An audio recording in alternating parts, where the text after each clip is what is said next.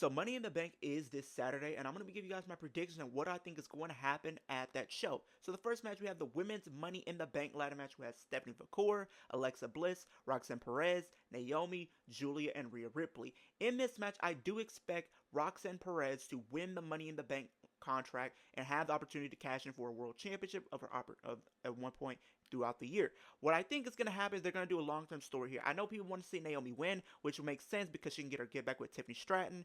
Then she can also do the big three match for the women's championship at SummerSlam, which I would not be mad at as well. But I can see Tiffany Stratton losing the title to Naomi straight up one-on-one. But I think Roxanne Perez is one of those type of women that fits the mold of what a briefcase holder can actually be and look like. So I do expect Roxanne Perez to become your Miss Money in the Bank, and you can have that be a focal point in the Judgment Day and the downfall of the Judgment Day. They've been trying to say a point where Liv is no longer herself. She's pretty much become more, she's became soft, and you can have Liv Morgan be more pissed off that now Roxanne Perez is walking around with that briefcase and potentially is going to become your next world champion. So I think that's the story they're going to go with. The next match is for the Women's Intercontinental Championship. We have Becky Lynch versus Lyra. I do expect Becky Lynch to win this, with the caveat if Becky Lynch loses, she can no longer challenge for the IC title. But if Lyra loses, she has to raise up Becky Lynch's hand, and I think that's going to happen, but Becky won't allow it. Attacking Lyra, allowing Bayley to make her long-awaited return to make the save.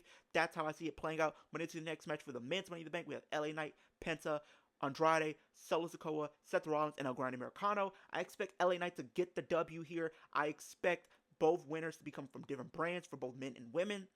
LA Knight is running more consistently over every time you have this match every single year. He was mega over in 2023. People wanted him to see him win that match, but unfortunately with the Damian Priest, last year you had the Yeah and Yeet segment with the with Jey Uso and LA Knight, but unfortunately that was no longer the case because Drew McIntyre ended up wanting to enhance a story that already was enhanced. So this is an opportunity to make up for that. And by giving LA Knight the win, you can send him over to Raw. You can get him away from the US titles because stuff he's already done that already, and you also get him away from the Bloodline because he needs to get away from that as well. So I have LA Knight finally winning this briefcase in the third attempt. And then the final match is Logan Paul and John Cena versus Jey Uso and Cody Rhodes, where I do think Cody Rhodes and Jey Uso are going to get the win here, with them possibly pinning a potential Logan Paul, because I think they want to keep Jey Uso looking strong going into Raw as he faces Gunther. You want to keep Cody looking strong. You want to keep Cena looking strong as well. So I think they're probably going to do Cody and Cena at SummerSlam. So if they want to do that, make all these guys look protected in this match at some point.